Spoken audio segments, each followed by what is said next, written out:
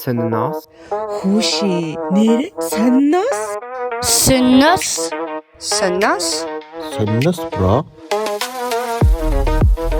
За сайн байцгаана уу эрхэм хүндэт сонсогчдоо. Synnos подкастын маань ээлжид зочинтой дугаар эхлэхэд бэлэн болоод байна. Манай өнөөдрийн зочинтой дугаар маш онцлогтой. Нэг биш, хоёр зочинтой байгаа. За дээрэс нь хоёр зочин маань ах トゥ хоёр. Ямар учиртай хүмүүс вэ гэхээр тэр болохоор манай хэрлэн эмч тэгээд түүний дүү Сэлэнгэ чех монгол хэлний орчуулагч хэлмэрч мэргэжилтэй юм хүмүүс оролцож байна. За тэгээ сайн байцгаана уу? Сони юу вэ? Сайн байна уу? За манай хоёр бас өөрсдөө ингээд санал гаргаад подкаст хамт хийцгээе гэд оролцож байгаад би маш их баяртай байгаа. Тэгэхээр бид гурав өнөөдөр ерөнхийдөө юу ярих вэ гэдэг товчхон сонсогчдод хэлэхэд хэрлэн Сэлэнгэ хоёр маань яг Чехэд амьдарч байгаа монголчуудад зориулсан Monstep буюу Mongolian Steps in Czech гэдэг юм байгууллагыг үүсгээд удаагүй байгаа. За энэ нь болохоор Чехэд амьдарч байгаа монголчуудад хэрэгтэй мэдээлэл зөвлөгөө өгдөг ийм ерөнхийдөө байгууллага. Тэгэхээр энэ байгууллагын талаар нэлийн дэлгэрэнгүй ярина. За дээрэс нь хэрлэн Сэлэнгэ хоёр маань бүр багаасаа Чехэд амьдарсан сургуульд нь, дунд сургуульд нь, их сургуульд нь сурсан болохоор бас ер нь сургуулиудад сурахад ямар байдгийг мэрэгчлээ яаж сонгож ийсэн гэх мэт. Дээрэс нь бас залуу гэр бүлүүд те. Тэгэхээр залуу гэр бүлүүд Чехэд амьдрахад ер нь ямар хөө байдаг талаар өөрсдийнхөө туршлагаа суулцснаа. За тэгэхээр та хоёр маань эхлээд энэ Monstep гэж байгууллагынхаа яриач яг ямар учиртай байгууллага вэ? Monstep нь болохоор Чехэд амьдарч буй монголчуудаа нэг өссөн эрүүл мэнд, урьдчилан сэргийлэл, яг Чех улсын системийн ойлголт, түүнийг нэг практик мэдлэгээр нь илүү ойлгомжтой, өөрсдөндөө итгэлтэй, хүртээмжтэй ингээ хүргэх зорилготой байгуулагдсан байгаа. Манай Monstep-ийн сая 3 сарын 21-нд Монголын Чех дэх элчин сайдын хамт бид нар анхныхаа воркшопоо хийсэн нь болохоор анхны тусламжийн тухай байлаа. Бид нар хийхдээ Сэлэнгэ эмчтэй, бараагд ажилладаг Сэлэнгэ эмчтэйгээ хамтраад ерөнхийдөө яаж хүнд анхны тусламж үзүүлэх үү, хэрхэн тэрийг зөв одоо ашиглах уу, ямар дистаралтай явуудаг вэ, тэрний тухай нэг практик сургалт явуулсан байгаа. Тэгээд тэнд ирсэн хүмүүс маань ер нь ам сайтай байсан. Тэгээд өргөжлүүлээд энэ санаагаа бид өөр өргөжлүүлээд одоо нийтдээ бараг жилийн тийм дараагийн дараачихсан воркшоп практик сургалт бол бэлдсэн байгаа. Тэгээд үүнийхэн талаар та бүгдэнтэй хуваалцъя гэж бодлоо.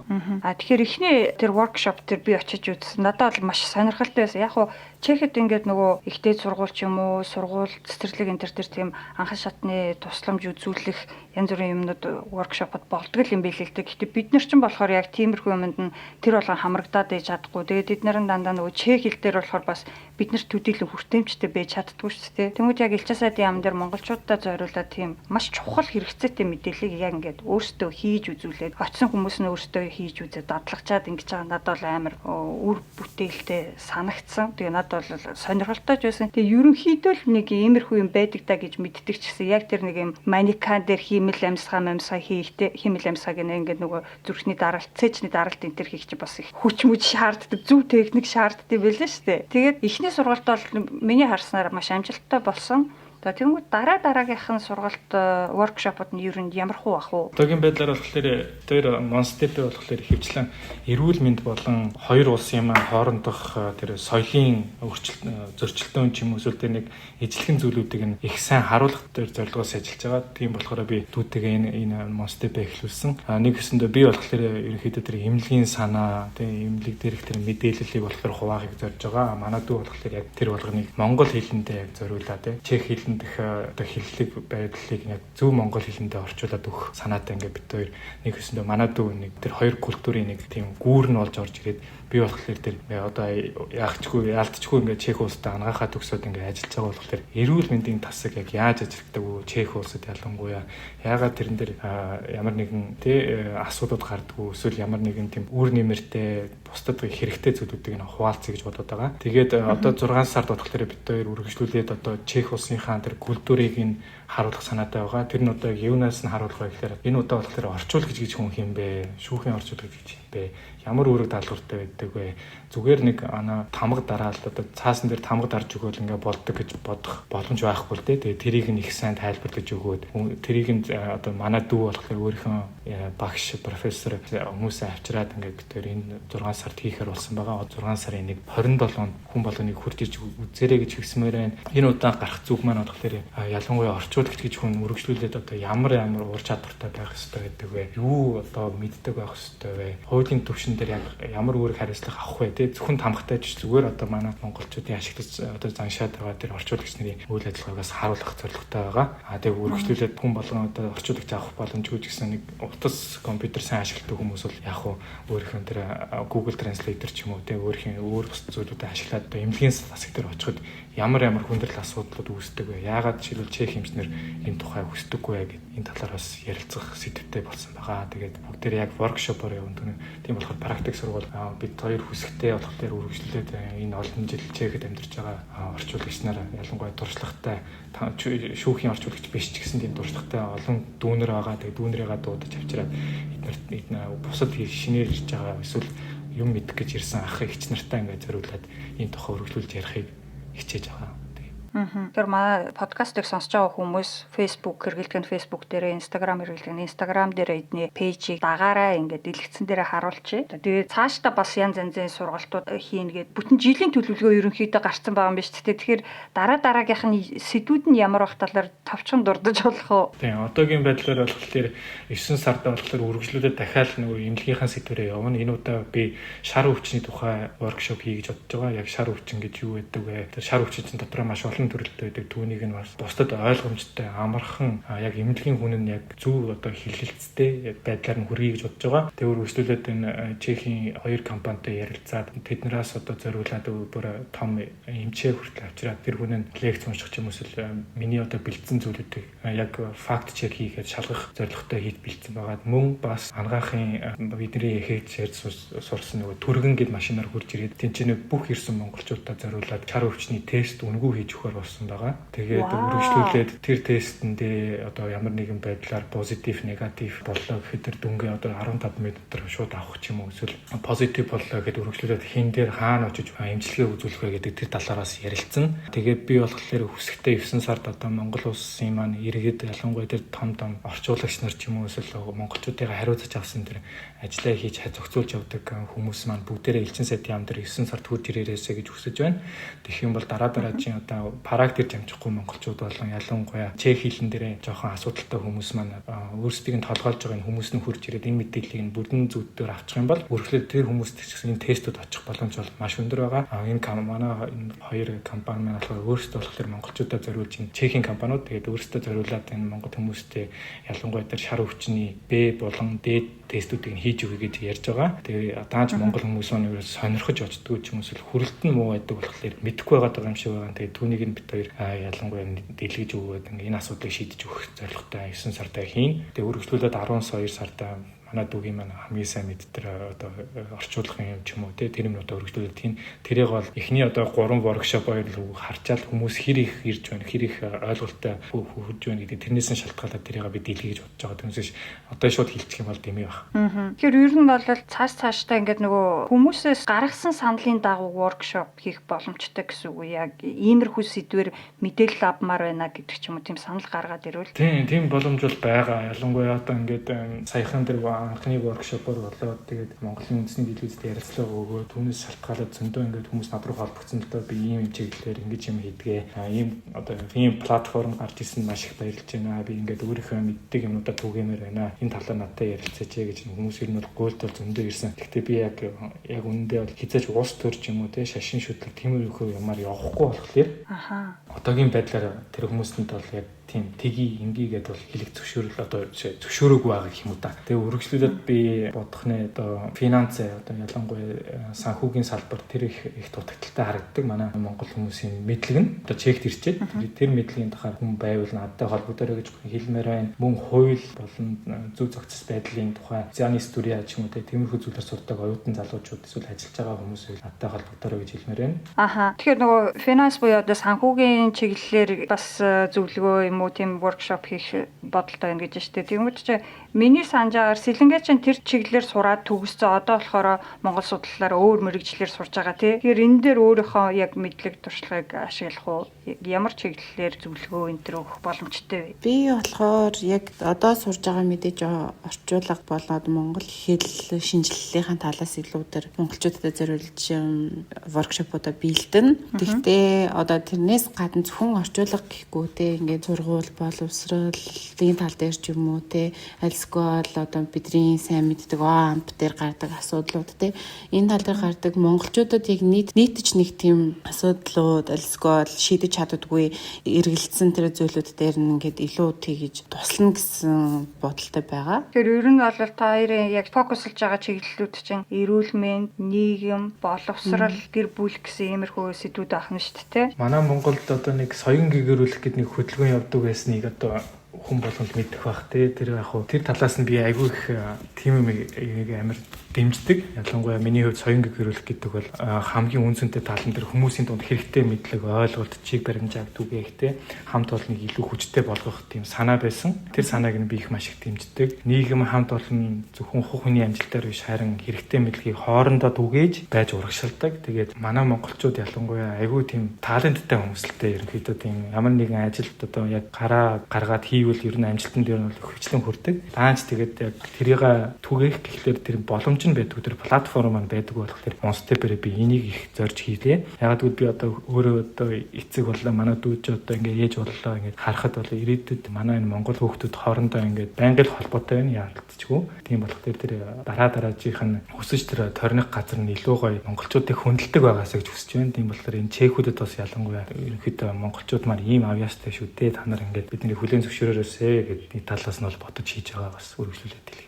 Яг үнэ. Одоо бид нар хэдийгээр ингээд гадны улсад ирсэн Чех дотроо болвол цөөхөн юм шиг боловч ингээд нийтдээ 15 мянган болчихлоо. Тэг бараг нэг жижиг аймгийн хэмжээний гэх юм уу сумын хэмжээний хүмүүс болчихлоо. Тэгэл нэг хүн жоохон тааруухан явах юм бол нийт монголчуудын л нэр өнө, нэг хүн сайн явах юм бол нийт монголчуудын нэр өснө шүү дээ. Тэгэхээр бид нар яг нөгөө нэг community гэдэг утгаараа тэрнэрүүгээ чиглэсэн юм хэрэгтэй үйл ажиллагаа явуулах нь зөв гэдэгтээ санал нийлж чинь. Тэгээд хоёр яг ийм байгууллага үүсгэсэн явж байгаад нь бол би хувьдаа маш их баярлж байгаа. Тэгээд хоёр яг яагаад анханасаа ийм байгууллага үүсгэе гэж бодсон. Одоо та хоёр бол ингээд амьдралчин бол харьцангуй тогтсон багасаа ингээд сургууль соёлоор нь яваад дээд бүрэгжил эзэмшсэн ингээ хувь хувийнхаа амьдралыг өгөөд явал ямар ч асуудалгүй явчих штэ тий. Тэнгүүд яг ингээ монголчууд гэсэн чех дэх монголчууд гэсэн комьюнитер байгаа айгу ингээ анхаарал хандуулж байгаа нь магадгүй ингээд нөгөө өөртөө ээж аав болсонтой холбоотой үгүй юу? Тэг ер нь бол мэдээж энд ингээд нэлээд удаан хугацаанд одоо Монголын комьюнитид дундаа ингээд амьдраад те харсны үр дүнд ер нь бол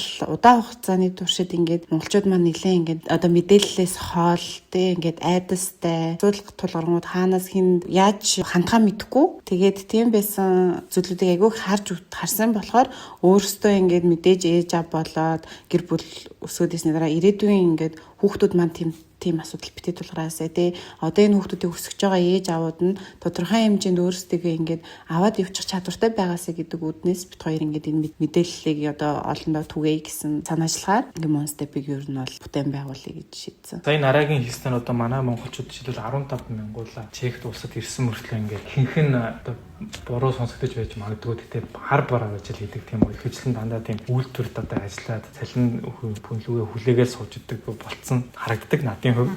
Тэгээ тэр дунд нь айгүй олон тийм чадвартай ухаалаг хүмүүс байгаа өөрсдийн гэсэн тэгээ бизнесээ эрхлээд ингээд явж чадчихээн. Би тэр хүмүүс хүн болгонд дандаа дэмждэг. Гэхдээ ихэмжлэн хараад байхад манай энэ олон хүн дунд одоо ингээд мэдээлэл огт байхгүй дээ биш үү? Харин байгаа мэдээллийг яаж зөв ашиглах, хаашаа хиндээ хандах, яг юуг хизээ тоох, тийм яаж системд зөв оролцоход мэдгүйгээс болоод дандаа хоцордог, дандаа хохирдог. Тэгээд бие биентэйгээ их буруу ойлголцоо өгдөг. Ялангуяа нэг амнаас амд амьдсан яриа айгүй өндөр байдаг. Тэгээд тэдэн дандаа ингээд нөгөө хүмүүсийнхаа зүрх сэтгэлийг нь мохоодог ч юм уу тийм ямар нэгэн байдлаар өөрсдийг нь их буруу зам руу явуулдаг болохоор одоо яагаад Monstep хэрэгтэй вэ гэдгийг энэ одоо өгүүлбэрээр одоо хэлмээ санагдлаа. Хэрлэнгийн ярьсан чи яг надад нөгөө санаанд орж ийн л доо. Би болохоор оюутны холбоогоор дамжуулаад ч юм уу эсвэл энэ саннаасаараа дамжуулаад голцоо нөгөө нэг энэ Чехийн боловсролын байгууллагуудын талаар талаар асуусан хүмүүстэй холбогддог байхгүй юу? Одоо хүүхдээ авчирсан гэр бүлүүд зөндөө олон байгаа шүү дээ манай Чехэд чинь. Тэнгүүд өөрсдөө нөгөө ээж аав нар нь яг эдний боловсролын байгууллагаар дамжиж боловсрол эзэмшээг болохоор тэгээд дээрэс нь манай Монголынхаас арай өөр дээ энэ гимназ, средний, закладны школа энэ төрэ гингүүд хаашаа нь хідэн настайгаас нь хүүхдээ явуулах уу, аль сургууль нь арай дээр юм бол энэ төрэ гэдэг юм мэдгүй юм айгүй ихтэй. Дээрэс нь ингээд багш нар нь манай Монгол багш нараас нэг том ялгаатай юм. Миний сонссноор заавал их сургуульд орох албагүй шүү дээ. Заавал тэгж хичээгээд яах юм гэдэг.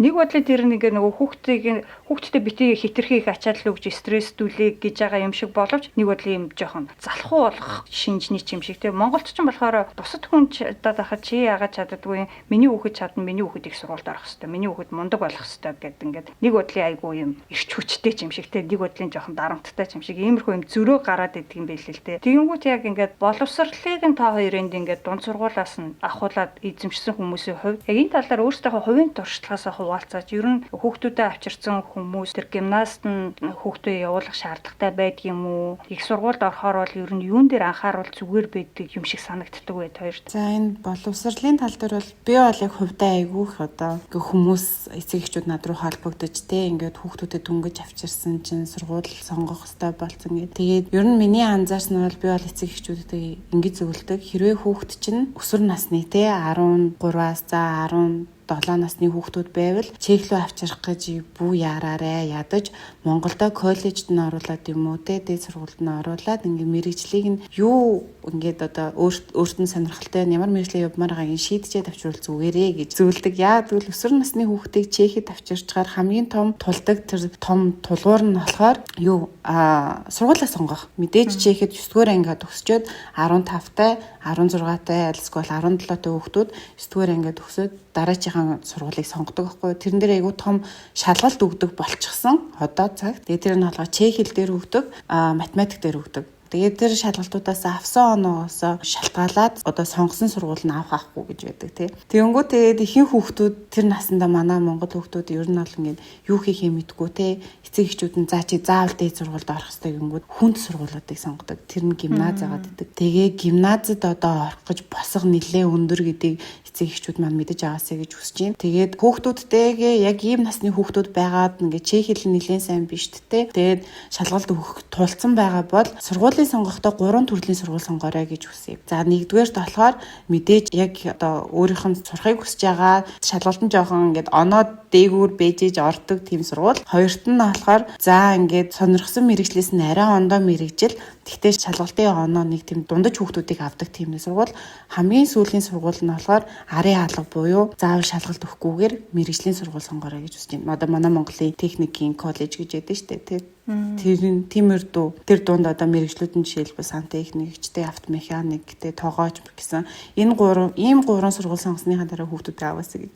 Одоо хүүхдүүдтэй үргэлжлүүлээд сурахын заагаас гэж. Тэгээ мэдээж хүүхд чинь авьяастай юу сургуульдаа сайн байвал тэгээд гимназийн сонгож болно. Гэхдээ босго өндөр гэдэг нь сайн бодолцож үзээрэй. Ер нь ABC төлөвлөгөөтэй авах хэрэгтэй. Тийм, ABC төлөвлөгөөтэй авах. Тэгжил зөвлөе гэж бодож байна. Тэгээд өөрөө яг ингэж явахдаа мэдээж гимназийг шууд сонгосон тэр үед хоёрыг гимназид орж явахад болохоор шалгалтууд нь арай гайгүй байдаг гэсэн. Тэнгүүд чи бас ингээд одоо над руу холбогдож байгаа хүмүүс ихэвчлэн арай бүр ингээд том болцсон хүүхэд нь их сургуульд орохоор болчингууд мэрэгжлийн тал дээр асуудаг л да одоо юугаар сурах уу гэд би болохоор хүүхдээсээ сайн асуу хүүхд чинь дургүй юмдаа бол удаа хугацаанд ингээд тисээ төвчээд сурч чадахгүй гэдэг. Тэнгүүд хоёр одоо жишээ нь мэрэгчлээ сонгохдоо яаж сонгож ясаа одоо тухайн үед алдаа гаргасан гэж боддоггүй. Одоо жишээ нь хэрлэнгийн тухайд бол айгүй хүнд мэрэгжил сонгосон биз дээ. Ангаахаар яваад ингээд сураад төгссөн. Тэг ингээд ангаахаас өөр юм сурах сонирхолтой байсан уу? Ер нь мэрэгжил сонгохдоо хоёр яаж сонгож байсан бэ? Одоо Монголд ч би сурдаг байхад та манай бага сургуулийн багш бичдэг байсан та чи ирээдүйд ямар мэрэгжилтэй болмаар байна гэдэг тийм өгүүлбэртэй тийм зохион бичлэг бичдэг байлаа. Тэгэхэд би дандаа л өөрийгөө эмч болно гэж боддог байсан. Ягаад ч юм одоо өөрийгөө бараг 7-8 настай байхдаа л эмч болно гэж боддог байсан. Тэгээд хүн тэрнтэй итгээд тахлаар угаасаа л болдог юм шиг санагддаг шүү дээ. Ер нь хүн өөрөө итгээд хичээгээд явах юм бол ямар ч мэрэгжил сурах бол боломжтой.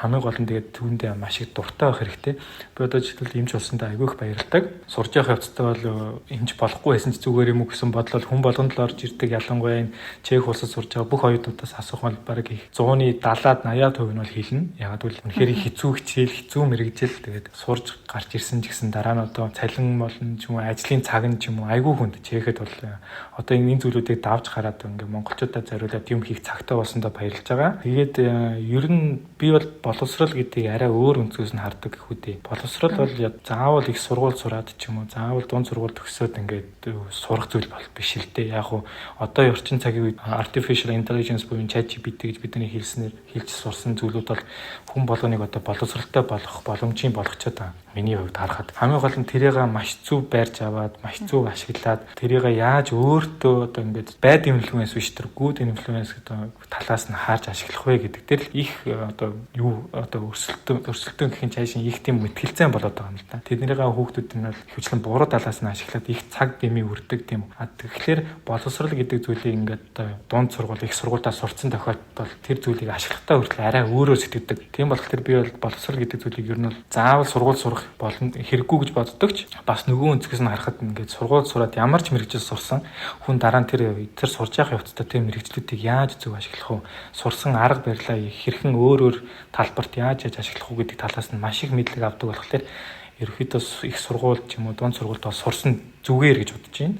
Ялангуяа ядаж л дунд сургуулиуд төгсөөд энэ Чехэд байдаг средний школаас матурита буюу тэр дипломтойгоо төгсөөд гараад ирэх юм бол ажилдаа хүртэл ороход бусад хүмүүсийн хажууд тэр одоо 21-р зуун шүү дээ одоо капиталист хорвоо болчиход тахлаар бие биенийхээ хажууд өрсөлдөөн явагдахад хамаагүй дээр харагддаг байхгүй юу. Тэгээд их сургууль сураад мэрэгчлээ төгсөөд тэгээд тайтл те одоо бакалавр, магистр, эмчийн одоо юутай цолтой боллоо гэдээ явхад дараа нь тэрийг заавал тэр мэрэгчлэрээ явах шаардлага байхгүй. Тэгтээ чи тэр 3 жил, 5 жил, 6 жилийн дотор ямар ч бага жижиг хэмжээгээр бол юм сурцсан байгаа.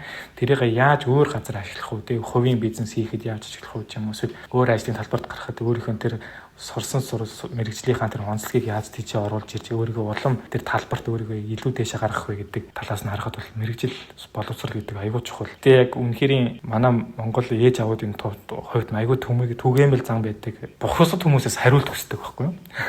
Бусад хүмүүсээс хариулт хүсдэг.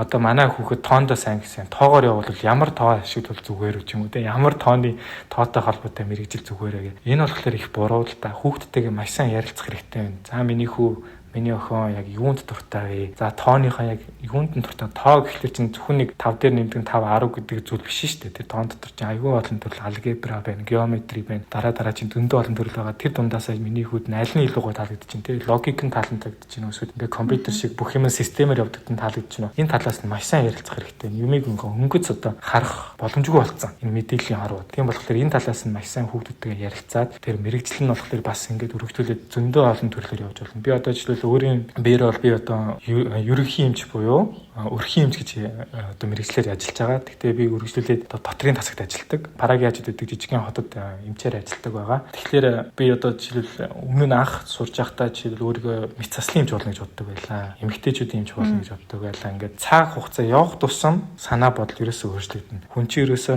25-аас 30-аас хүртэл ерөөсөө толгой нь арай бүрэн гүйцэд болоогүй байдаг болохоор мэрэгжилч гэсэн солигдож болно. Гэхдээ мэрэгчлээ солиход ч гэсэн айх зүйл бол байхгүй. Хамгийн гол нь тэгж явж байхдаа бүх сурах систем сураад явж гин. Гаргал юмудаа ойлгоцсон байх хэрэгтэй.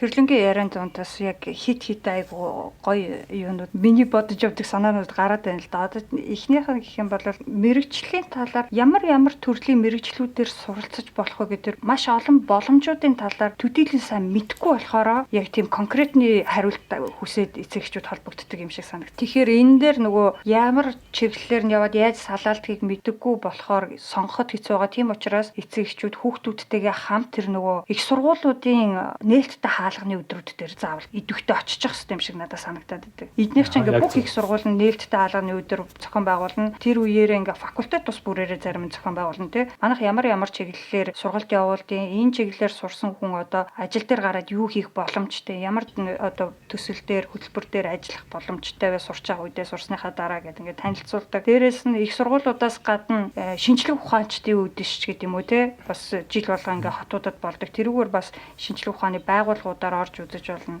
За тэрнээс гадна бусад салбаруудын одоо түргэнийхний, гал командийнхны гэл бүх салбарынхан ч ингээд өөрсдөө нөгөө манад эмч нарын баяр, багш нарын баяр гэдэг ингээд тэр тим ажил хийдэг хүмүүс нь ингээд шоудад явдаг шиг биш. Энд яг тэр өдөр өөрсдийнхөө салбарыг бусдад танилцуулдаг тийм гоё өдрлөг болдог болохоор тэр болгонд нь хүмүүс гэр бүлэрээ хүүхдүүдтэйгээ очиж танилцаж илүү дэлгэрэнгүй мэдээлэлтэй болох хэрэгтэй юм шиг байна тий.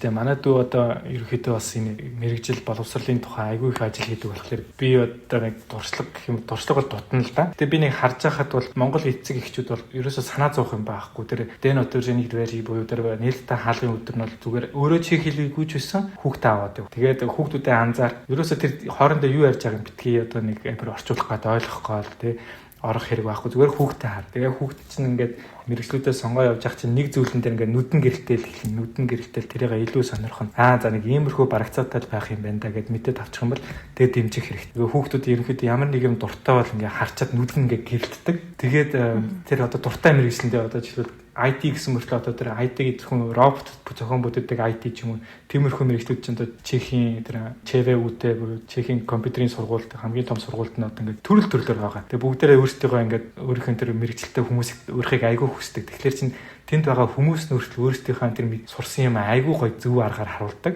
Тэгэхэд нь ингээд нэг хүүхдэд дуудаж ирээл наашир чи манай сургуулийн ингээд хийдэг юмнуудыг хараа энийг үзтээ гэнэ тэр хүүхэд нүдэн сэргээл тэр роботыг барьж үзээл тэр роботоор нь тоглох ч юм уу явуулж үзмээр санагдах юм бол ерөөхдөө бол баг эцэг эхчүүд ялцлаа л гэсэн. Тэлэнгээ юу гэж бод. За би энэ эхлээд тэр нэг асуултанд нь хариулъя. Мэргэжлээ сонгохдоо яаж сонгосон бэ? За миний хувьд бол би олон мэргэжлийг ер нь бол туршиж үзсэн гэх юм уу? Яа тэгвэл би анх угаасаа гимназиум буюу лицейгээ төгсөөд ямар мэргэжлээр сурахаа нэлээд мэдэхгүй тэгээд мэдээж ах болоо ээжтэйгээ ярилцаал тэгээд за надаа илүү олон улсын харилцаа илүү тохиромжтой юм шиг байна гэд тэгээд ер нь сонсож ярилцаа тэгээд шийдвэр гаргахдаа би анх улс төр судлаачаар сурж исэн. Тэгээд мэдээж сурж их хэвцээ за надад таалагдахгүй байна. Надад таалагдахгүй мэргэжил байна гэд би жигнэсээ тэр олон улсын харилцаа буюу буцаад өөр сургууль ингээ олон улсын харилцаагаар сураад за тэгсэн чинь тэр нь бас за надад тохирсон биш юм байна гэд тэгэж нэлээх одоо сонголт хийж явсныхаа үр дүнд би Монгол судлал буюу Монгол хэл шинжилгээг сонгосон. Яагаад гэвэл энэ маань ингээд надад одоо би одоо сурж явах явцдаа ингээд монголчуудтайгаа айгүй харьцдаг байсан. Тэгээд монголчуудаа харангууд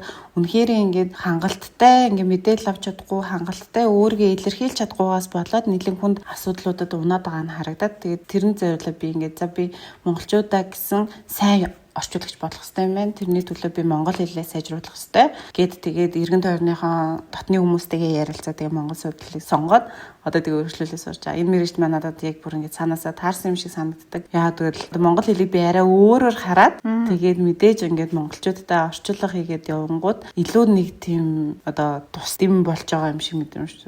Тэгэхээр миний юу хэлэх гээд байгаа вэ гэхээр одоо ирээдүйн оюутан залуучуудтай тий мэрэгчлээ сонгохдоо яг үнэхээр ингээд за 1-2 жил юм уу хагас жилж байсан хамаагүй нэг мэрэгчлийг ингээд сураад үзээд тэр мэрэгчлэг үнэхээр өөртөө таарч нүгүүг мэдээд авчих тий хэрвээ ингээд бүр юу ч ингээд сонгож мэдгүй байгаа бол тэгээ аяанда хүн ер нь сурахад оройтдггүй тэгээд хизээж хамаагүй сурч болдё шүү. Одоо жишээлбэл за би хөгшин болцсон би одоо дээд сургууль сурахгүй гэсэн ах иш нар маань сонсч ивэл те та нар сурахад оройтдаг гэж хэлмээр.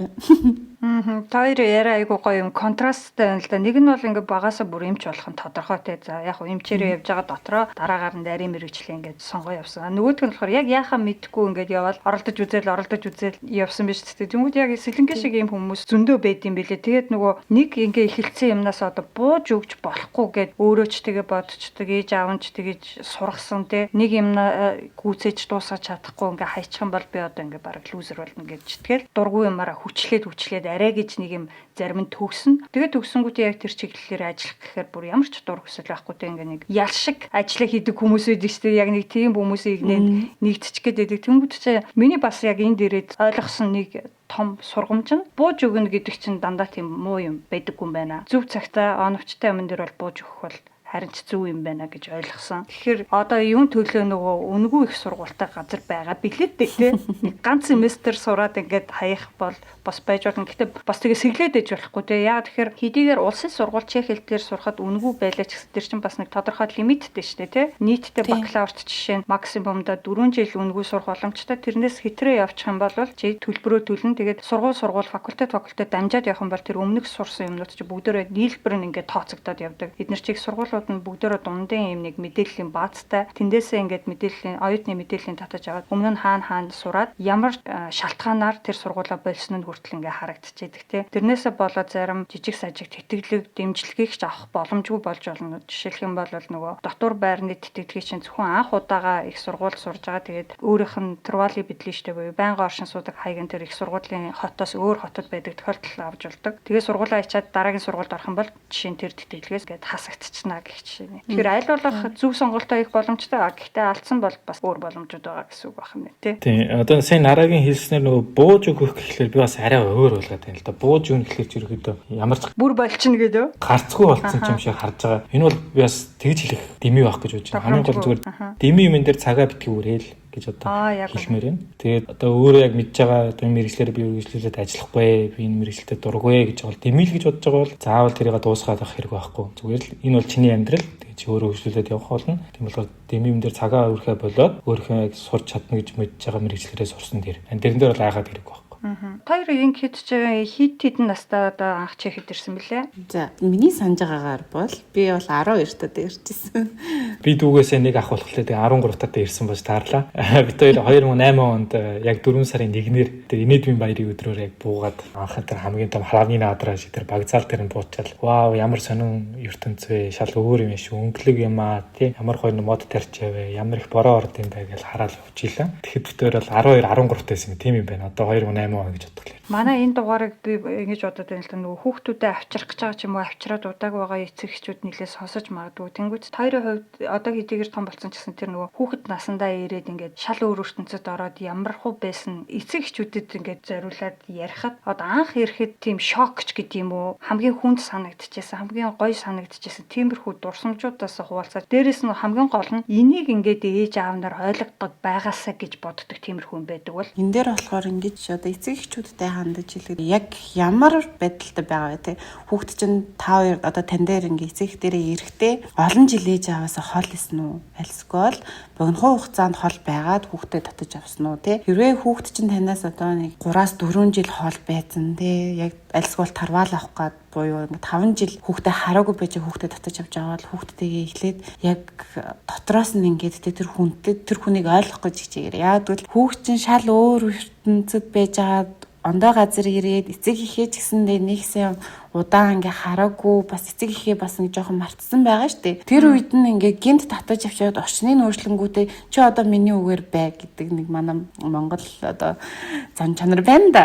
Тиймэрхүү бити байгаасай л гэж хэлмээрээ. Нэг богинохон юм хэлэх гэсэн. Би одоо монголчуудаа тэгж амар буруудах дурггүй. Ерөөдөө тэгээд хүн болгоны культурын онцлог гэж байдаг. Тэгээд харин тэрийг их зөв гаргаасай л гэж хүсэж байна. Тэгээд одоо манай дүүгийн хэлсэн үнэн л дээ. Би тэгтээ тэгж хэлхий гэхээр одоо олон түмэнд одоо очих байгаа энэ подкастт ингэж хэлэх дэмий байх гэж бодож байна. Гэхдээ яг үнэ манай дүүгийн хэлж байгаа зүйл болохоор яг үнэн л дээ. За ингэ хэлчихээ тэгээ өргөжлүүлээрэй. За уучлаарай монголчуудаа. Ямар ч байсан зүгээр би өөрөө ингээд хүүхдүүдтэй ажилладаг болохоор анзаараад хаа тэгээ хүүхдтэйгээ сайн ярьж чаддаг эцэг эхчүүд ялангуяа хүүхдийнхээ ертөнцид ингээд орж чаддаг эцэг эхчүүд юу бол хүүхдүүд нь арай нэг тийм илүү илэн далангуу өөрийгөө илэрхийлэх өөртөө итгэлтэй хилээ хурдан сурах ч юм уу хичээлдээ сайн байх нь харагддаг. Зэрэгээрээ ингээд ээж аавтайгаа ойлголцож чадахгүй байгаа хүүхдүүд тэр нь одоо би зөвхөн Монгол хүүхдүүд гэж хэлээгүй чех хүүхдүүд ч гэсэн байдаг. Ингээд эцэг эхтэйгээ сайн ярилцаж чаддгүй хүүхэд ер нь л нэг тийм хичээлээ хийх дургу болсон ч юм уу те альсгүй эцэг их нь ингээд заа чи хичээлээ хийгээд ахт нь ингээд зүрдэх ч юм уу те тийм одоо шинж тэмдгүүд ингээд харагдаад идэг. Тийм болохоор яг эцэг эхчүүдэд зөвлөхөд хүүхд чинь шал өөр ертөнцид ирж байгаа. Хүүхд чинь бүх таньдаг найз нөхөд те мэддэг хүмүүсээ ардаа орхиод хэнийг ч огт танихгүй ээж аваагаа ч гэсэндээ ингээд за ингээд төрүүлсэн ээж аав маань ингээд хайртай байсан ч гэсэндээ ээж аваагаа хэсгээ хугацаанд мартсан байгаа хүүхдүүд хүүхдэд айгүй хүнд идэв шүү. Тэрийг нэг эцэг эхчүүд гээд үгнээс маань зурж ийн гэж ойлгохгүйгээр эсэргээрээ өөрийгөө илэрхийлж чадахгүй байна гэдэг үгнээс нь хараад хүүхдүүдтэйгээ аль болох илэн даламгүй харьцаарай. Үүн дээр бас нэг нэмэх юм байна л да. Шаардлагыг зөв тавьж сурах хэрэгтэй байна. Аав нь биеийн гэрээ эзэн ч юм уу эсвэл ээж нь энэ гэрийн биеийн гэрийн том хүн тийм болохоор чи намайг сонсох хэрэгтэй гэдэг шаардлага бол хүчтэй хизээж үйлчлэхгүй. Би одоо ангаах сурж байгаад ганцхан Монгол оюутан байлаа. Одоо миний сурсан ангаахын сургууль болохоор Карлиг сургуулийн 1-р ангаахын их сургууль байгаа. Тэгээд энд ганцаараа байж хахад ингээд тэр тунд зөндөө олон Вьетнам хүүхдүүд байдаг. Нэг жилдээ болохоор 600 хүүхэд авдаг санагдаж байна. Хамгийн одоо шилдэг 600 гэж хэлэхэд бол болно л доо. Тэгэхэд сүүл 6 жилийн дараа тэр хүүхдүүдээс зөвхөн 150-аас 200 хүүхэд л гардаг байгаа. Яг 6 жилдээ төгсөөд. Зарим нэг хүүхдүүд нь 7, 8, 9 жилээр сураад гардаг л та. Тэгэхдээ ерөнхийдөө жил болгоно 150 эмчнэр бол Карлийн 1-р их сургуулиас гардаг байгаа бэлтгэж. Тэр тунд 10-аас 20% Вьетнам хүүхдүүд байгаа. Тэгэхэд Вьетнамуудын культурнаас ондоо, Чехиас ондоо. Тэгэхдээ тэд нар аль болох бүгдээрээ тийм нөгөө бие биенийгээ дандаа дэмждэг, олуулаа бие биенийгээ дэмждэг байгаа. Тэгэхээр надад сонирхолтой мөн харамсалтай санагдсан. Ягаад би ингээд Вьетнам хүүхдүүд чиг одоо өөрсдийн гэсэн ангаахын тийм групптэй тэднээс би их инспирэшн авдаг л та. Тэднийг хараад байхад айгүй их гоё юмнуудаа зөв хийдэг. Тэгээд бие биенийгээ дандаа дэмждэг. Тийм болохоор би Монстебэр ийм байдлыг бол үүсгэмээр байгаа. Тийм болохоор ээж авыгаа иймэрхүү групптэй одоо иймэрхүү платформтой болчих юм бол хүүхдүүд чинь хүртэл одоо ингээд таныг шаардлага тавихад ойлгодог болно. Тийм болохоор хүүхдүүдэд иймэрхүү газар ялангуяа нарагийн өмнө хэлсэн тэр оюутнуудын холбоо эсвэл тэр Чех улсад болдог тэр эрдэмтдийн өдөр сургуулийн нээлттэй өдөр эднэрт нь ер нь байнга явуулж өөрөөсөө айгаад одоо хүүхдээ чадахгүй байх ч юм уу эсвэл одоо ганцаар нь явуулахад хэцүү гал өөртөө зүг дагаад яв. Та тийм заавал чех хэл сурлах байхгүй. Тэгвэл хүмүүс яаж тэр шаардлагыг тавьж ийн. Чи одоо ингэж очсноор доор хаяж тэр 3 хүнээс нэтворкинг те одоо тэр хүнтэй танилцаад мэдээлэл солилцсон байх хэрэгтэй шүү ч юм уу. Тиймэрхүү шаардлагыг одоо багаас нь зааж. 1-р ангид ороход нь жишээлбэл хүүхдүүдтэйгээ найзалж байгаа бол тэр найзуудынхаа бүгднтэй те чи ингээд гоё өөрийгөө танилцуулаад Монгол улс сайхан ингээд тайлбарлаж өгөөд ингэж ирсэн байгаарай. Тэгэх юм бол би чамд ингээд өргөжлүүлээд би чиний те одоо ингээд гоё дуртай чихэр боо юу гэдэг. Нэмэрхүү шаардлагуудыг одоо багаас нь ингээд тавьж өгөөрэй л гэж хүсье.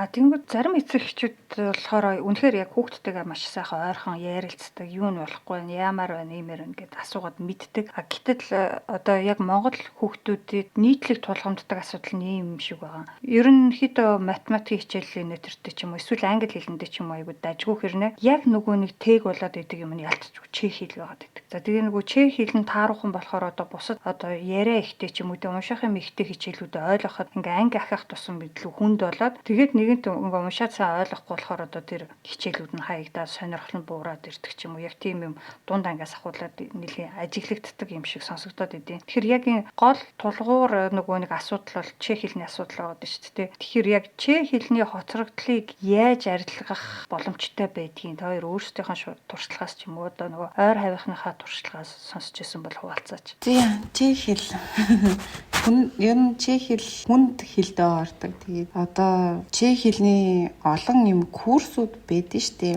За яг бид хоёрыг чех хэл сурж байгаа болохоор яг тийм курс бол байгаагүй. Үнэхээр гадаад иргэдэд зориулсан курсууд байгаагүй. Тэгээд би бол чех хэлийг сурахдаа нэлээд зурагттай найзалсан. Зурагт айгүй хүздэг байсан. Тэгээд сүүлд нь ингээд өөрийн гэсэн яг ганцхан чех найзтай болоод тэгээд тэрнтэйгээ ингээд өдөржин шүнжин ингээд ярддаг болсноос хойш чех хэл маань огцом ингээд яг одоо чех хүн шиг болж эхэлсэн. Тэгээд одоо яг би ингээд чех хэлийг хүүхдүүдэд жишээлбэл заахтаа өөрсдөнд нь хэлдэг. Та нар ингээд зөвхөн сургууль дээр чех хэлийг сонсох биш. Найзтай болоод найзтайгаа гадуур гараад ингээд хобби буюутэй ингээд өөрөө чинь сонирхлын дагуу нэг тийм сэдв байгаа. Тэрнийхэн талаар чех хэлээрээ яа. Англи хэлийг мэдээж амархан ингээд найзтайгаа ойлголцоод амархан гэдэг мэдчихээн. Гэхдээ чех хэлээ оролцуулаад үз. За эцэг эхчүүдэд нь болохоор хүүхд чинь сонирхол байвал дугууланд яв. Дугууланд зөвхөн ингээд сургууль дээр таньдаг найз нь байхгүй. Одоо өөр олон хүүхдүүд байгаа тий.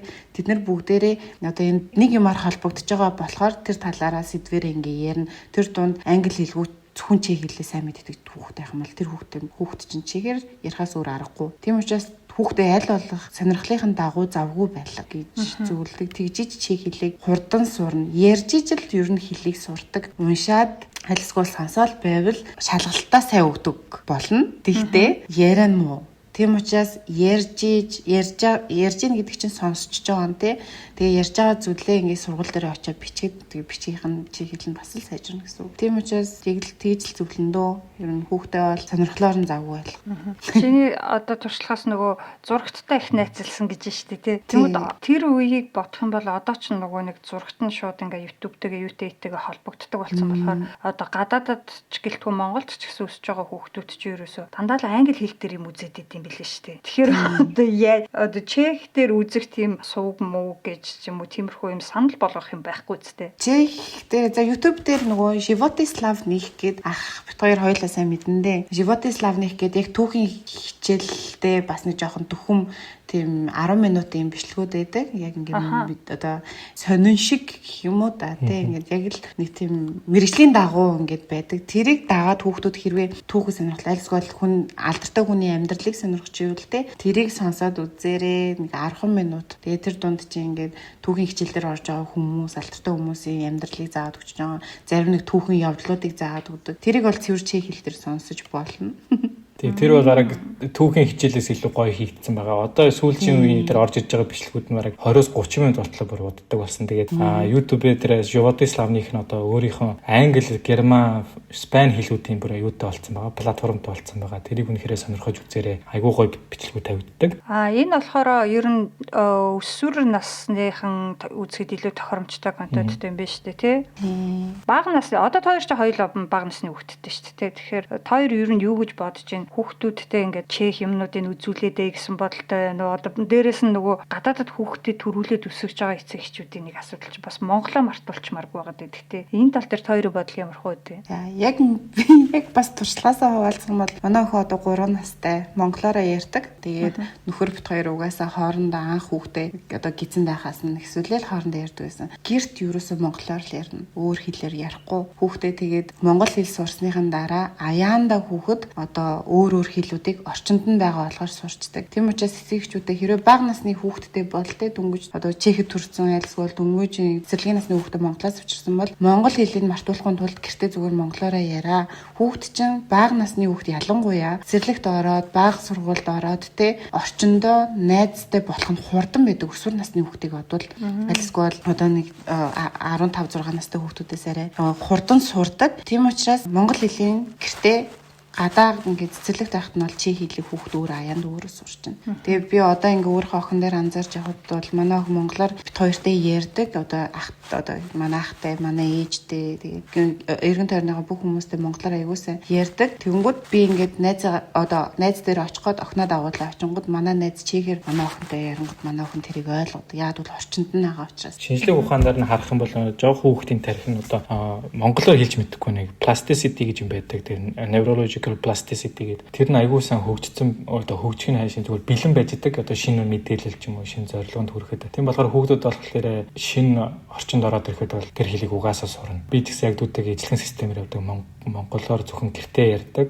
Хүүхдээ аваад гарсан ч гэсэн бид хоёр ээж аав нь монгол хүмүүс болохоор заавал монголоор хоорондоо ярилцаж хүүхдтэй хүртэл монгол хэлээр эхэлж төрүүл заахыг хүсэж байгаа. Өмнө нь одоо өөр бодол байдаг л байлаа. Тэгээд одоо ингээд буцаад эргээд харахад бол хамгийн зөв арга нь ерөөхдөө өөртөө ингээд чех улстай ирээд чех хэлээ сураад ажиллаад ингээд эхнэр нөхөр болоод хүүхдтэй болж байгаа бол ер нь бол монголоор л ярьсан хамаагүй дээ. Янз янзын системүүд байгаа л да. Жишээлбэл зөвхөн ээж нь монголоор ярина, аав нь болохоор зөвхөн чехээр ярина ч юм уу те. Эсвэл ерөөсөө монгол хэлийг заах хөр зөвхөн чехээр ярина гэдэг янз бүрийн систем байгаа. Энэ талаар би зөндөө ном уншиж ирсэн. Тэгээ анзаарч харж байхад болохоор яг манай дүүгийн хэлсэн шиг хажуудах нөхцөл байдал нь угаасаа өөрөөс нь шаардна. Чех хэл сурах ёстой, мэдэх ёстой гэдэг. Тийм байхад нь ядчил тэр өөрийгөө хүлээн зөвшөөрдөг өөртөө хайртай ертөнцийн ээж аав гэдэг болохоор тэр хүмүүс нь монгол хэлээр ярьсан хамаагүй зүгээр. За тэгэхээр гурлаа одоо ингээд өсвөр насны хүүхдүүдийн талаар ч нэг хальт ярьлаа. Бага насны хүүхдийн ч талаар хальт ярьлаа. Тэнгүүд тойр ч бас яг ингээд нөгөө нэг young adult те өсвөр наснасаа гараад насанд хүрээд ингээд тэр үедээ ч гэсэн бас чигтэл байсан. Тэгээ хамгийн сонирхолтой тойр хоёулаа ингээд монгол хүнээ олоос буцгаацсан байгаа. Надад бас амар гоё санагдаад байдаг байхгүй юу. Тэгэхээр тойр яаж явж байгаа яг өөрсөндөө таарахын ханиг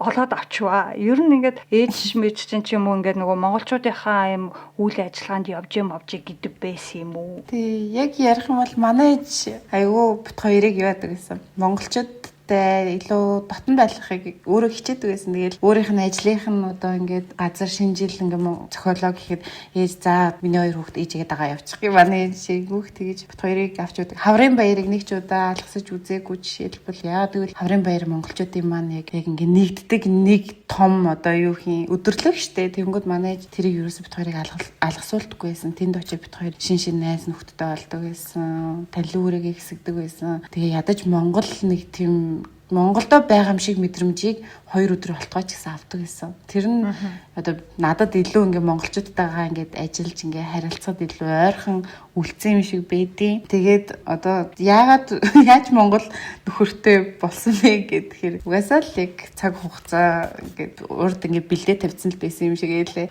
Манай ахын очих хөстө байсан өдөрлөгт нь манай ах өөрөө өвдөөд би оронд нь очоод тэгээл нөхөртөөгөө танилцчихсан. Би тэр өдөрлөгийн баг мэдээж шиг байна. Харин тий оюутны угаасаа оюутны холбооны одоо их цуглараан гэх юм уу тий Secret Santa явагдаа тэгээ тэрэн дээр бит хоёр танилцчихсан. За сонсч нэг хүмүүс маа оюутны холбоо юм буянтай холбоо байгаа шүү. Хосод тийм Тэгээ манай дүүгийн хэлсэн яг үнэлэлтэй манай ээж болохоор ингээд айгүй тийм идэвхтэй тийм одоо нийгмийн идэвх гэж ярьдаг та. Тийм айгүй тийм өндөр ерөөхдөө ямар нэгэн том баяр хөдөлгөөн болох юм бол дагуулаа явдаг гэсэн. Би бол дургүй байсан. Би нэг тийм амар нээлттэй хүн бол биш ээ. Би бол ер нь дотроо байдаг. Манай дүү ч н очиод хүмүүстэй танилцаад бүх хүмүүстэй найз нөхөд болол явцдаг. Тэгээ намайг болохоор нэг сэлэнгэгийн ахад гэж ер нь л мэддэг байсан хүмүүс. Тэгээд ерөөхдөө анзаараад байхад Монгол хүнээ л хайдаг юм шиг санагддаг шүү дээ надад ер нь. Монгол хүнтэйгээ л ер нь ингээд ойлголцох юм байна гэдгээр ингээд мэдэрсэн гэх юм уу. Тэгээд хүн чинь тэгээд өөртөө нэг тийм ижлэхэн төрлийн хүнээ хайдаг гэж үний юм шиг байгаа. Тэгээд ерөнхийдөө тэгээд Монгол хүнтэйгээ л суудсан та. Тэнгүүд одоо надад ийм амар ийм хоёрдмал юу гарч ирж байна л та. Нэгэнт ингээд Чех улсад байгаа. Чехүүдтэй ингээд энэ зэрэгцээд ажиллаад амьдрмаар байна шүү дээ. Тэхийн тулд мэдээж Чехүүдтэй ойр дотн найз нөхөд болох нь зөв ингээд би зөвхөн монголчуудтай гэл ингээд зөвхөн монголчуудтайгаа холбогдол яваад харцаа яг нөгөө Чехтэй бас бүрэн одоо юу гэх юм ойлголцоод эсвэл бүрэн уусгаад нэгтгэхэд ч юм уу те хүндрэлтэй барьаар үүсгээд байна шүү дээ. Тэгэхээр одоо яг яаж балансыг авч явдгийн. Одоо тооёрт мэдээж ийм ойр дотны Чех найзууд байдаг байх тийм үү? Бага. Ерөнхийдөө ингээд Монгол улсаас энэ чинь ирж байгаа хүмүүс бол ерөөсөө Чехт ирээд нэг монгол шиг байна гэж ойлгож болохгүй. Тийм болохоор өөрсдөө их бэлдэж их хэрэгтэй. Одоо нэг adaptability буюу тасн цоцох тийм байдал нь маш өндөр байж ижил одоо энэ ч хурж ирж өөрөө хүсэж байгаа бол шүү дээ. Хүсэж байгаа бол олон найз нөхдөд болоход бол асуудал байхгүй. Ялангуяа Чех хүмүүсийн түгээмэл зам болохоор чи надад хоор хийдэггүй. Чи гэхдээ өөр ингэсэн авьяастай гэх юм бол хүмүүс Чех хүмүүс өөрсдөө угаасаа наалдаад ирдэг. Ерөнхийдөө жоохон Чех хүнд ерөөсөө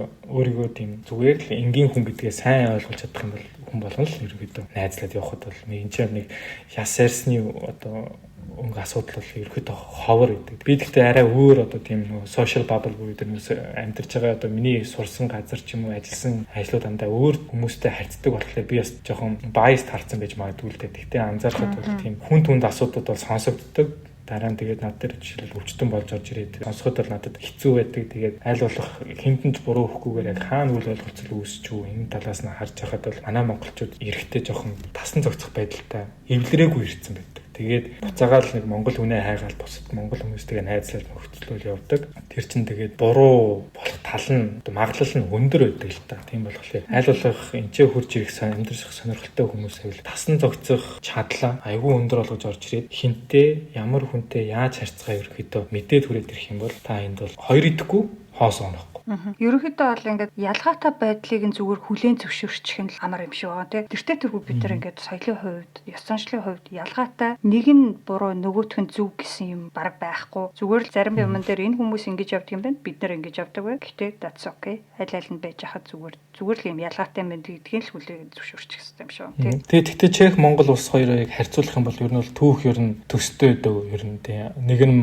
Азийн голд байна, нөгөөх нь Европын голд байна. Хоёулаа социализмыг үтсэн манай Монгол арай социализм дуртай очсон ч юм уу те чехүүд болохоор арай өөр маягаар очсон. Тэгээд аль нь одоо өнгөрсөн цаг чинь буцаагаад харахад гоё байдаг шиг аль тал нь юу нь бол те одоо коммунист социализм гэдэг л одоо дуртай хардаг. Гэхдээ яг үргэлжлүүлээд харахад ирээдүйдээ одоо өсөж тойрнож байгаа залуучуудыг харахад бүгдээрээ л тийм нээлттэй сэтгэдэг, юмыг хүлээж авч чаддаг процесс нь өндөр болсон. Тэгэхээр яг культурын бүр амар эрсдэс байдал бол байхгүй. Зүгээр тийм нэг жижигэн нюансаа байдаг те нэг жижигэн детайлууд байдаг. Тэрэн дээрээ зөрчилдөөд тэгээ аль тал нь ерөөхдөө хүлээн зөвшөөрөгдөө мүү.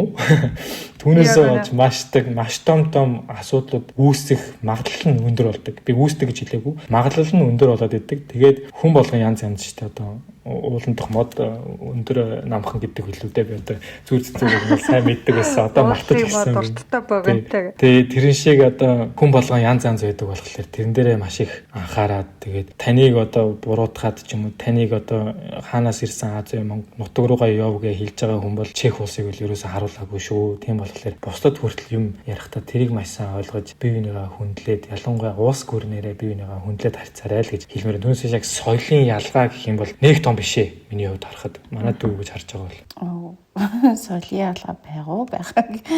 Тэгээд соёлын ялгаа гэхээс илүү одоо юу гэж хэлэх юм ёс заншил гэдэг утгаас тий мэдээж манай монголчууд шал ингээд ондоо орчин ингээд байдаг хүмүүс штэ байглаасаа нүүдэлчин хүмүүс тий тэгэнгүүт чехүүд болохоор тэрийг нь хүлээж авахдаа ингээд жоохон гайхах ч юм уу тий тэгээ мэдээж ингээд одоо сургуулиуд дээр ялангуяа хүүхдүүдийн насанд ингээд тулгардаг зүйл нь бол тэр айрсангөр ялгарвал тэрийг бол би өөрөө ч гэсэндээ сургууль дээр биеэрээ мэдэрч ийсэн. Яг тэгвэл эмэгтэй хүүхд гэдэг утгаар нь илүү нэг тийм дээрлэхэд амархан байдаг гэж би тэр үедээ бодож ийсэн. Яг бол манай ах болохоор тийм юмыг нэх одоо мэдрээгүй ч юм уу гэж би боддог. Тэгэхээр одоо тэрийг нь бол би бол зүгээр ингээд за нэг чихрээ оруулаад нөгөө чихрээ гаргадаг гэсэн. Үнэхээр тиймэрхүү асуудлуудыг одоо ч гэсэн гудамжинд хүн явж байхад бол тэгэл зарим нэг юмнуудыг хилжилээдэг. Тэрийг бас тэгэл тоохгүй. Би бол энд ингээд яг өөрөөр байна гэж л явдаг да. Тэгээд мэдээж Монгол ихтэй хотуудад энэ асуудал нь одоо улам гүнзгийрж байгаа гэж би бас хүмүүсээс сонсч ийсэн. Ярьсангээр ялгуурлах асуудал. Тэгээд юм хоёр талтай мэдээж монголчуудын хэсэг хүмүүстэй зэгхэн хүмүүс би бүгдийг гээгүй. Зэгхэн хүмүүсийн гаргаж байгаа үйлдэлээс бодлоод ард нь тэр байгаа тэр чигтээ тэр монгол хүмүүсийг буруутгах тийм зөвлөлүүд гардаг гэх юм уу да. Тийм учраас тэгээд нийтдээ угаасаа цөмөрөөл бүгдээрээ л хичээж амьдрий те улс орныхоо нэрийг бодъё. Аль болох ирээдүйн үедээ зориулаад тийм эерэг орчныг бүрдүүлье гэж хэлээ. Одоо ялангуяа нөгөө сүүлийн хэдэн жилд амар олон украинчууд ороод ирсэн. Тэр хэрээр яг чехүүд юм гадаад хүнд хандах хандлага нь айгүй илүү улам сөрөг болоод ирсэн. Тэр хоморгонд нь одоо манусч бас өртөж явах жишээ нэ тий. Тийм болохоор бид нар бүр илүү их нэрээ хичээж явах шаардлагатай болсон юм шиг санагдаад. За украинчууд ингээ асуудал гаргасан бай. Тэгвэл бид нар бол өөр хүн шүү гэдгийг ойлгуулах хэрэгтэй юм шиг санагдаад. Тэгээ бид нар бол монголчууд ч яг нөгөө хэрлэн түрүүн хэлжсэн ингээд айгүй авьяастай тий чадвар айгүй сайтай гол нь тэрийг ингээд зүг удирдах чаддгүй нэг өдөр амар лаг чадвараа харуулчаал дараагийн өдөр нь нэрдгүү ч юм уу жоохон ингээд ажилласаа хоцордог ч юм уу нэг хариуцлага алдаад идэх ч юм уу тий дээрэс нь нэг ганц нэг бүтэхгүй нөхдүүд тэр нэрийн хоруулаад идэх ч юм уу тий тэр яг нэг бөөнөрөө гоё сахилга гуттай баймаар юм шиг санагдаад тий. Тэгээ одоо ерөөхдөө манай дүүгийн сэтрэн хэлснийг та нар анзаарч л байгаа. Би ерөөхдөө нэг юмыг амар ингээд ташуурдаад одоо нэг зөвхөн өөрийнхөө чиглэлээ ингээ харуулах дургуулдэ. Тийм учраас ингээ манай дүү битээр ингээ хоёлоо орж байгаад их баяртай.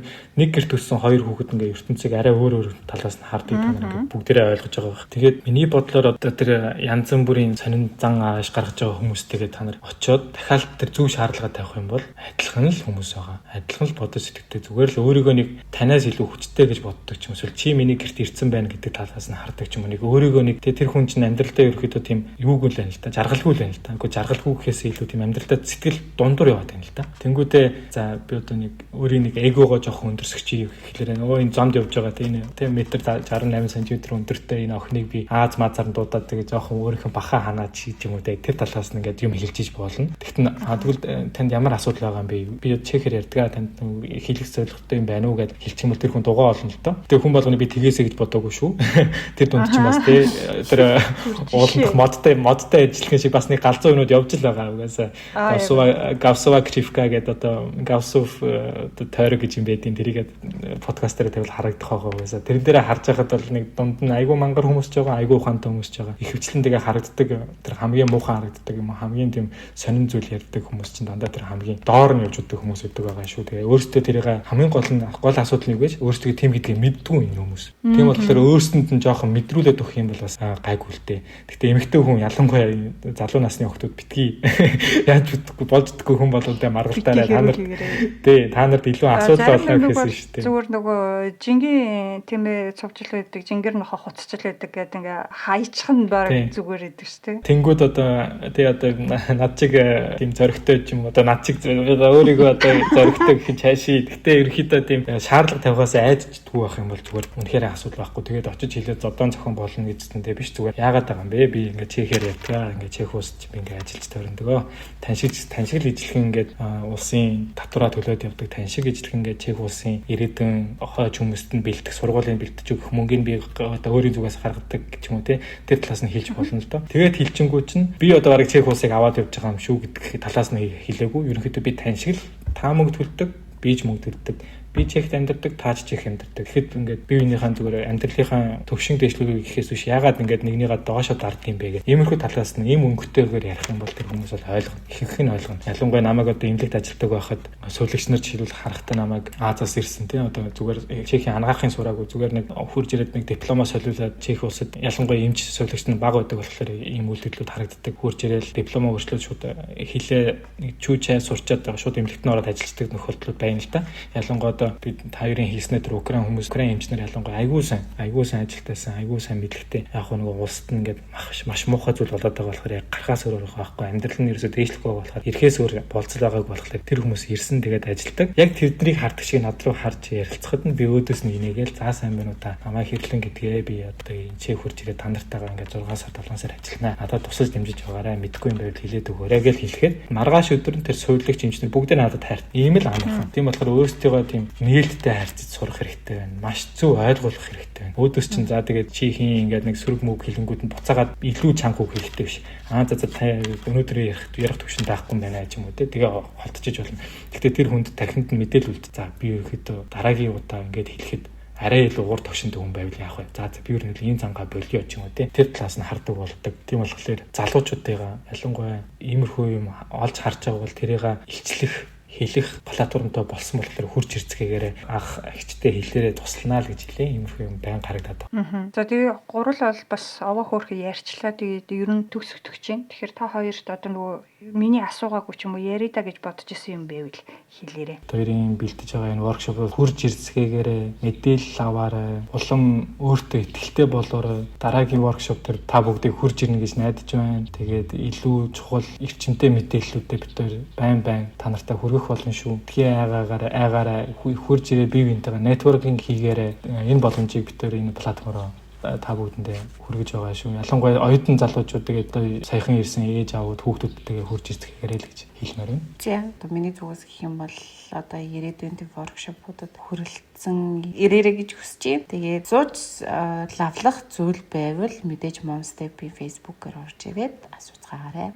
Тэгээд бас юу түрүүн хэрлээ ярьжсэн Вьетнамд бол айгүй айхтар юм билээ. Ингээ анаахаар сурдаг бүх оюутнууд нь ингээд нийлээд групп үүсгэсэн бие биендээ ингээд туршлагаасаа хуваалцдаг, хичээлийн материалаа дамжуулдаг ч юм уу те. Тиймэрхүү юм байд юм билээ. Монголчууд маань ийм байгаасаа гэд хүсэжсэн. Тэгвэл хоёртой жишээлх юм бол одоо янз янзын чиглэлээр сурж байгаа оюутнууд сураад өгсөн залуус бас холбогдоод ингээ хамтдаа бие бинийгээ дэмжиж явахад нээлттэй гэж ойлгох уу? Тийм.